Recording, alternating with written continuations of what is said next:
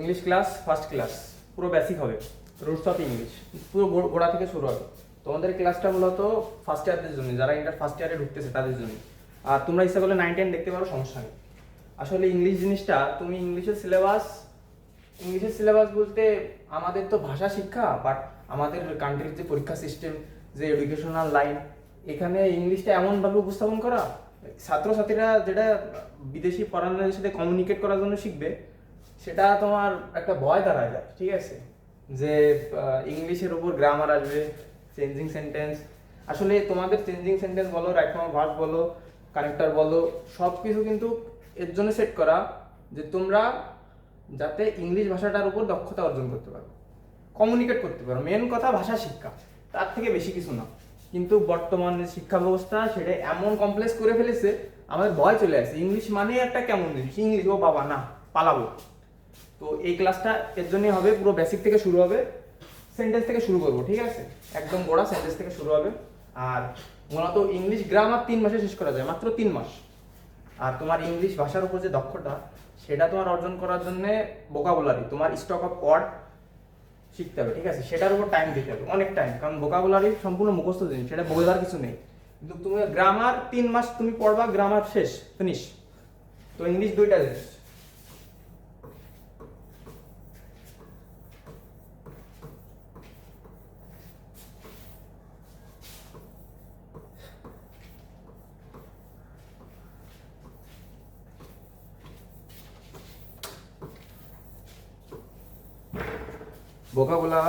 Vocabulary আর grammar. Vocabulary শিখতে তোমার লাগবে, এটা টাইম লাগবে, কারণ ভোকাবুলারি অনেক প্রচুর, আর এটা সম্পূর্ণ মুখস্থ করতে হবে। আর গ্রামার মাত্র 3 মাস লাগবে তোমার শেষ করতে, 3 মাস, 3 মান্থ, ঠিক আছে? মাত্র 3 মাস লাগবে। তো শুরু করি আজকে, সেন্টেন্স থেকে শুরু হবে।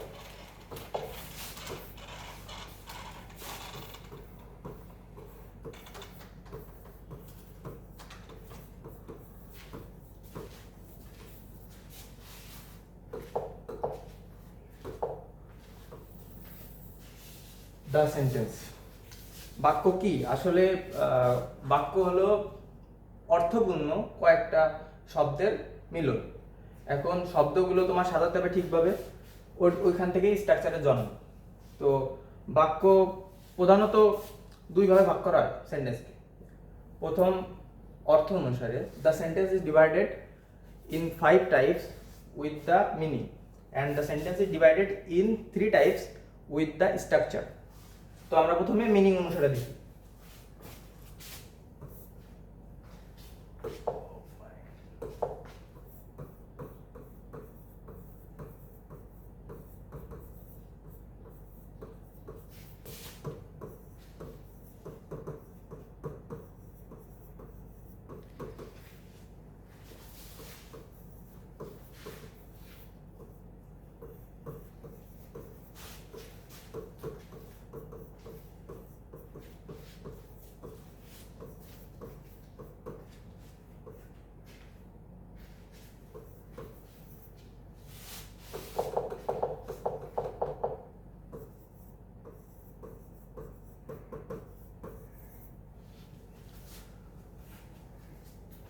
পাঁচ প্রকার মূলত। তো সেন্টেন্স আমরা চিনি, ঠিক আছে, আমাদের সমস্যা কোন জায়গায় হয় যে সেন্টেন্স আমরা জানি 5 প্রকার, এটা সবাই জানো, 6-7 থেকে পড়েছো সেন্টেন্স 5 প্রকার: অ্যাসার্টিভ, বিবৃতি, ইন্টারোগেটিভ, প্রশ্নবোধক, অপটেটিভ, এক্সক্লেমেটরি। সমস্যা হলো আমরা যখন বইয়ের লাইন পড়ি তখন এই সেন্টেন্সগুলো চিনতে পারি না। তো সেখান থেকে শুরু হবে।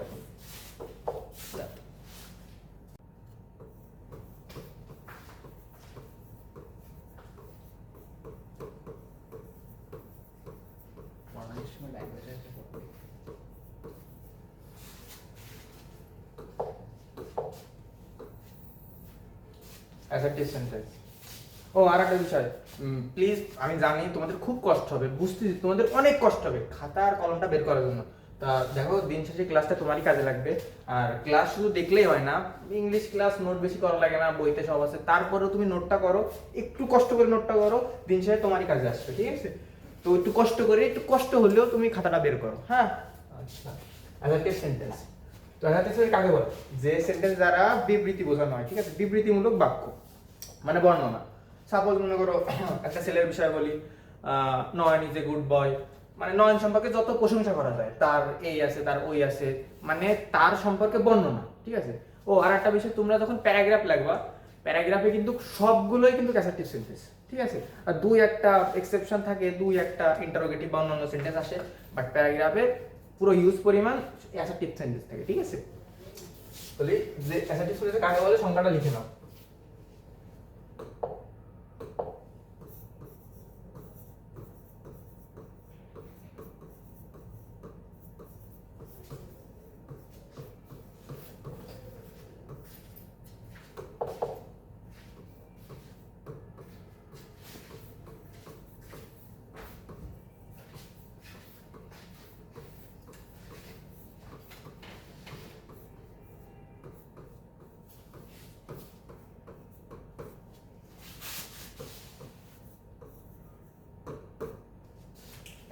অ্যাসার্টিভ সেন্টেন্স মূলত দুই প্রকার, হ্যাঁ বোধক না বোধক, সবাই জানো, অ্যাফার্মেটিভ আর নেগেটিভ। তো স্ট্রাকচারে যাই এবার। অ্যাফার্মেটিভ,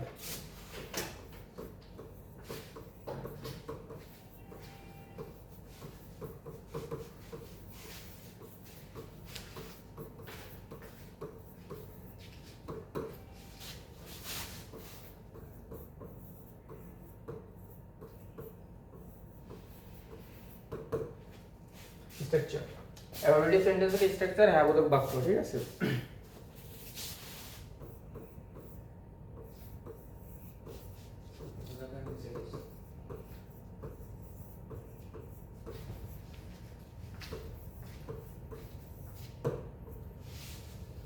আমি যখন সরে যাই ভিডিও থেকে, পজ করে নোট করে নেবা, ঠিক আছে, পজ করে নোট করে নেবা।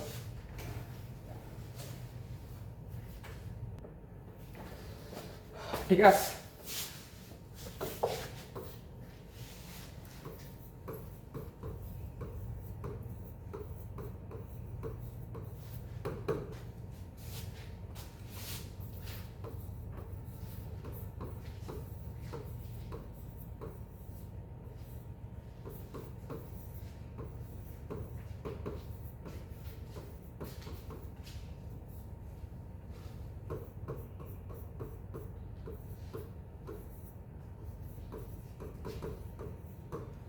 Subject verb plus object plus extension, ঠিক আছে। উদাহরণ,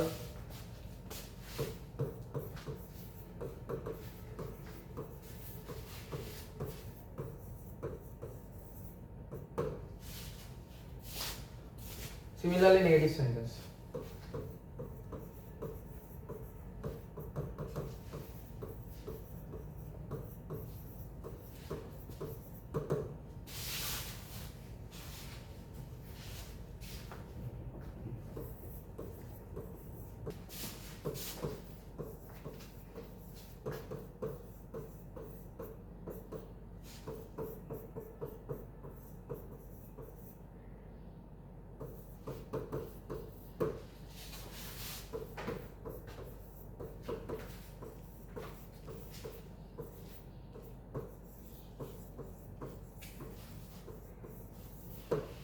পজ করো, নোট করো।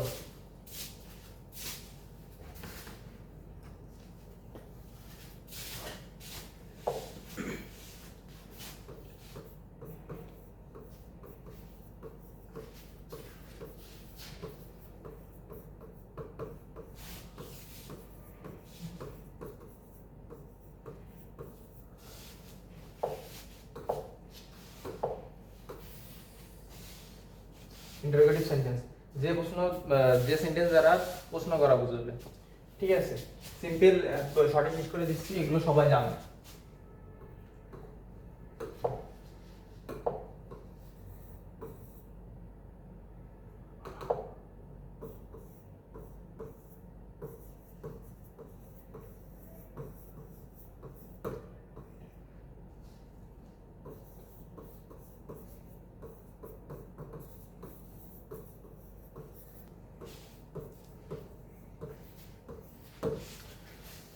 ইন্টারোগেটিভ সেন্টেন্স ডাব্লিউএস মার্ক দ্বারাও, ডাব্লিউএস মানে তোমার এগুলো তো সবাই জানো, ডাব্লিউএস ওয়ার্ড দ্বারা শুরু হতে পারে, তোমার অক্সিলারি ভার্ব দ্বারা শুরু হতে পারে, আর ভাব দিয়ে শুরু হতে পারে। তো এখানে একটু বর্ণনা করে দিই। যেমন দেখো, ভাব দিয়ে যদি শুরু হয়,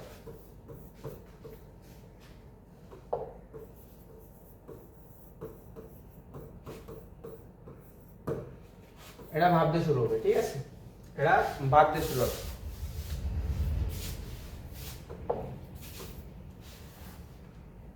আর অক্সিলারি ভার্ব, না আগে হ্যাভ ভার্বটা দেখাই দিই। টু হ্যাভ ভার্ব যাকে বলে, টু হ্যাভ ভার্ব হলে তোমার ডু,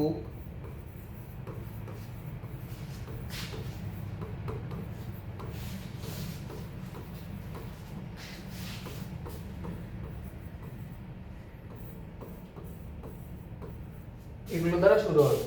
যেমন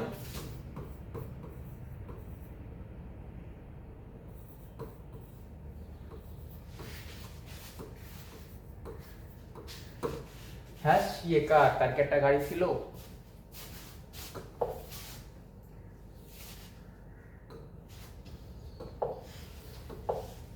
আর অক্সিলারি ভার্ব দ্বারা শুরু হলে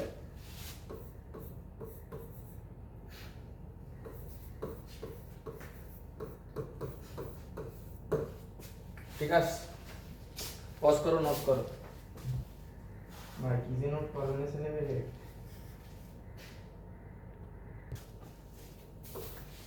এবার ইম্পারেটিভ সেন্টেন্স।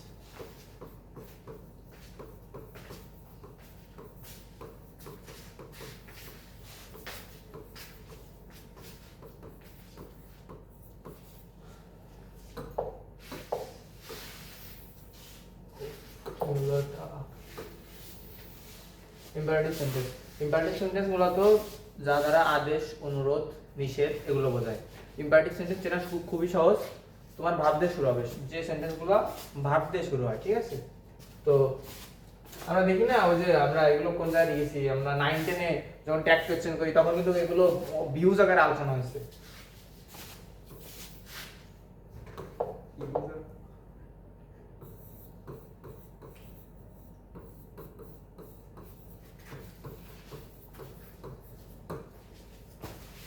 ভাব দিয়ে শুরু হলো, ঠিক আছে, নোট করো, নোট করো।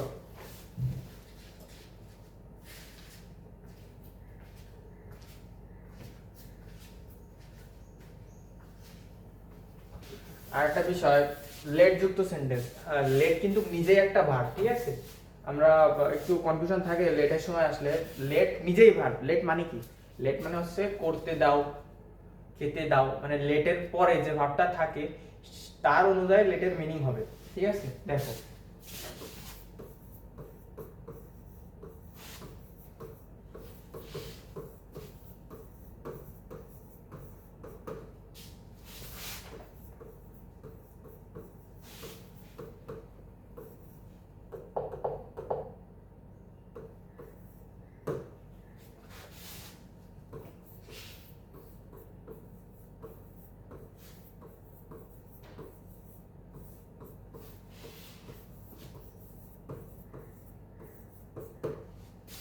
এখানে দেখো লেট প্রথমটায়, ঠিক আছে, প্রথম সেন্টেন্সে এটা 1 নম্বর দিয়ে দিই।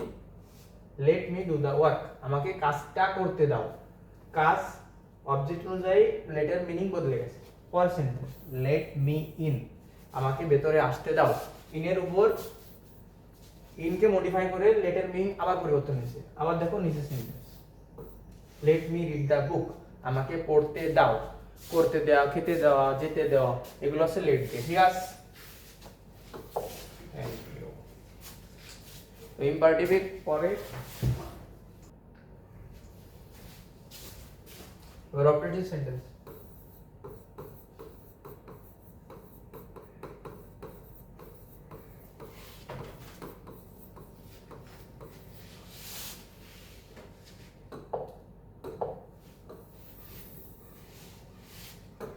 অপারেটিভ সেন্টেন্স অর্থাৎ যে সেন্টেন্স দ্বারা প্রার্থনা বোঝায়, প্রার্থনায় মনে রাখো, প্রার্থনা বোঝায় বা কোনো ইচ্ছা বোঝায়, ঠিক আছে, কোনো ইচ্ছা বা প্রার্থনা বোঝায় তাকে বলা হয় অপারেটিভ সেন্টেন্স। যেমন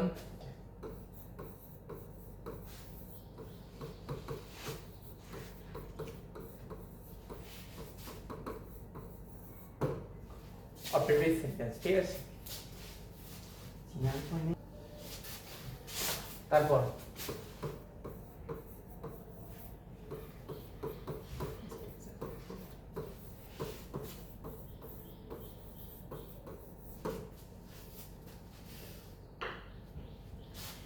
অনেক সময় অপটিমাল সেন্টেন্সে মে উজ্জ্বল থাকে, ঠিক আছে, কিন্তু অপটিমাল সেন্টেন্স চেনার একটা সহজ উপায় হলো মে দ্বারা যেসব সেন্টেন্স শুরু হয়, ঠিক আছে। দেখো এইখানে প্রথম সেন্টেন্স, ঠিক আছে, আমরা যদি প্রথম সেন্টেন্সের প্রথমটায় যদি আমরা মে লিখতাম তাহলে কি কোনো সমস্যা হতো? মে লং লিভ দ্য কি, হ্যাঁ সমস্যা একটু হতো, বাট ভুল হতো না কিন্তু, ঠিক আছে। তো মে দ্বারা যেসব সেন্টেন্স শুরু হয় মূলত তাদেরকে অপটিভ সেন্টেন্স বলা হয়, অপটেটিভ, অর্থাৎ ইচ্ছা বা প্রার্থনামূলক। সরে গেলে পজ করে নোট করো। Last but not the least, ঠিক আছে, শেষটা তবু যথেষ্ট না।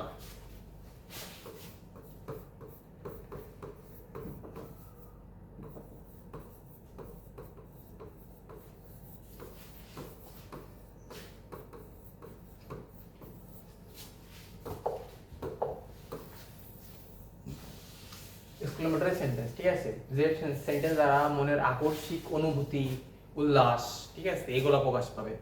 alas she is dead, hooray we won the game,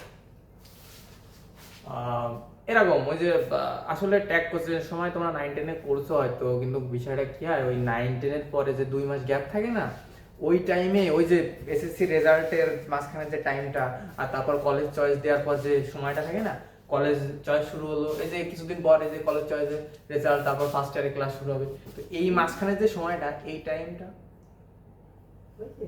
না যাও পরে ডায়লগ রুম এটা সাইডে ঠিক করতে পারবে।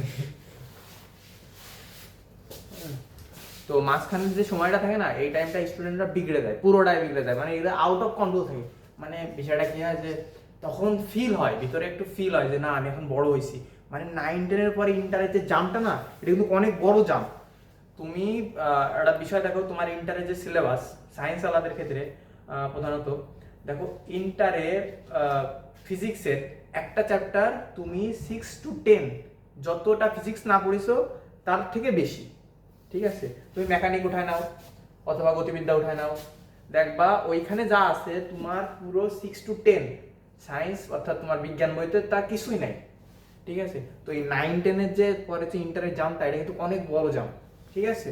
তো এখন first year out of control, first year অনেক স্টুডেন্ট নষ্ট হয়, তো মানে ফার্স্ট ইয়ারে ফিল হয় না বিষয়টা, ঠিক আছে। তখন যখন তুমি ফার্স্ট ইয়ার থেকে পার হয়ে তুমি যখন সেকেন্ড ইয়ারে যাও, মানে যখন ফার্স্ট ইয়ারে ইয়ার ফাইনাল এক্সাম হয়ে যায়, তখন রিয়েলাইজ হয় ইস ফার্স্ট ইয়ার তো নষ্ট করে ফেললাম, এখন কি হবে আমার, এই হবে না হবে না। বাট দেখো অনেকদিন ধরে পড়াচ্ছি, অনেক স্টুডেন্ট দেখেছি, তো ফার্স্ট ইয়ার নষ্ট হয়ে যাওয়া এটা প্রতিটা স্টুডেন্টের হয়, এটা নতুন কোনো ব্যাপার না, কারণ প্রত্যেকটা ছেলের সাথে এরকম হয়েছে। মানে আমাদের প্রত্যেক বলতেই ওই 1000-এ 5 থেকে 10 জন যারা ফার্স্ট ইয়ারেও মনোযোগী থাকে।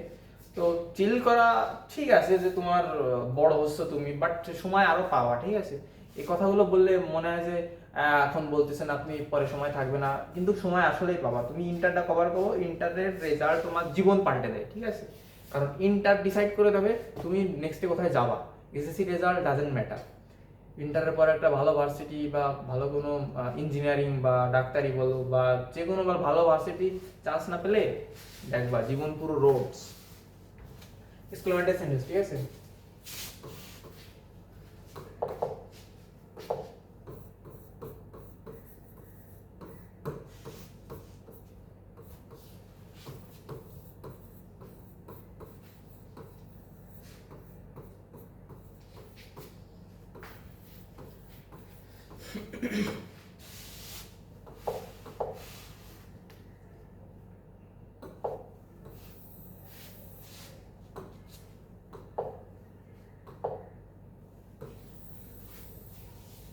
এটা বড় করে লিখে দাও, বড় করে দরকার হয় লিখে কেটে দেয়ালে লাগা, টেবিলের উপরে লাগাই দাও। Alas I lost my first year, ঠিক আছে। আমার প্রথম প্রথম বর্ষ নষ্ট, মানে বিষয়টা কি হয় ফার্স্ট ইয়ারে আউট অফ কন্ট্রোল হয়ে যায় ছেলেপেলে, ঠিক আছে। তো আমরা পড়াই ফিরি, ঠিক আছে। এক্সক্লেমেটরি সেন্টেন্স, এক্সক্লেমেটরি সেন্টেন্স এই যে এক্সক্লেমেটরি চিহ্ন এলাসের পরেও থাকতে পারে। তারপর যে পরেরটাই দেখো I lost my first year, এটা কিন্তু অ্যাসার্টিভ সেন্টেন্সের মধ্যে চলে যায়। এক্সক্লেমেটরি শুধু এই ওয়ার্ডটার জন্য এটা এক্সক্লেমেটরি হয়ে গেল। আরেকটা কিছু বলছি।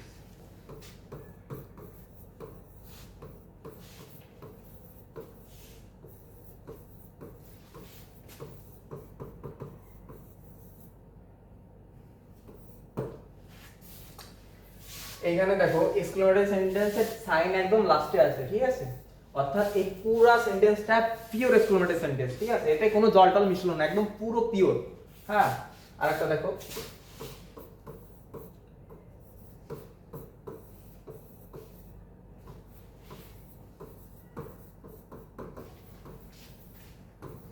এটাও পুরো পিওর এক্সক্লেমেটরি। আর লাস্ট স্ট্রাকচার, ঠিক আছে, একদম শেষ গঠনটা,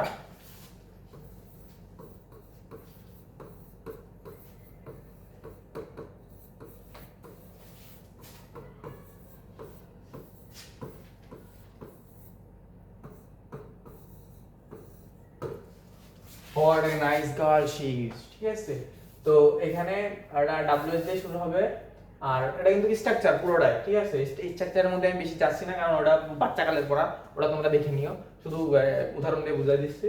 what a nice girl she is, ঠিক আছে? কত না সুন্দর নারী সে। আর হ্যাঁ, ফার্স্ট ইয়ারে, ও বাবা, ফার্স্ট ইয়ারে এই যে রিলেশন করার জন্য মানে ছেলেরা তো মনে করো উত্তলা হয়ে ওঠে, আর মেয়েদেরও কথা বলবো না। এখন ঠিক আছে, তোমার এটা এজ, তুমিও ভাই মানুষ, তোমার ভিতরে এগুলো থাকবে, রূপ তৃষ্ণা সবকিছুই থাকবে, ঠিক আছে, সবকিছুই রাখো, বাট নিজের কেরিয়ারটারে দেখো। কিন্তু দিন শেষে তোমার এই রিলেশন, ঠিক আছে, তুমি যাই করো না কেন, দিন শেষে কিন্তু তুমি যদি সাকসেস না হও, তোমার যে আছে যে যে যেটা তোমার মানে তুমি যারা অ্যাপ্রোচ করতেছো, ঠিক আছে, সে কিন্তু থাকবে না ভাই, এটাই সত্যি কথা। কারণ আসলে 12 ফেল দেখেছো, এই যে বেরোছে 12 ফেল মুভি, সবাই কিন্তু 12 ফেলের শ্রদ্ধা হয় না, ঠিক আছে? যে মানুষ আটা চাকরির কাজ করুক, কি সে আইপিএস হোক, ঠিক আছে, সে ছেড়ে যাবে না, এরকম কিন্তু কোনো মেয়ে হয় না ভাই, এরকম পাওয়া যায় না, এরা বিলিয়নে একটা, ঠিক আছে? তো 12 ফেল দেখে কেউ মানুষের রিয়েলিটি করো না, যে আমার ট্রু লাভ, আমার অনন্ত জলিল, সে আমার সোলমেট, ঠিক আছে? এগুলো ভেবে নিয়ে বেশি সিরিয়াস হওয়ার দরকার নেই, মনোযোগ দিয়ে পড়াশোনা করো। সেন্টেন্স আজকে শেষ হলো, ঠিক আছে? সেন্টেন্স পাঁচটা, এটা তোমার অর্থ অনুযায়ী যে পাঁচটা ছিল এটা শেষ, আর তোমার থাকলো গঠন অনুযায়ী। তো আমরা এখন গঠন অনুযায়ী দেখবো।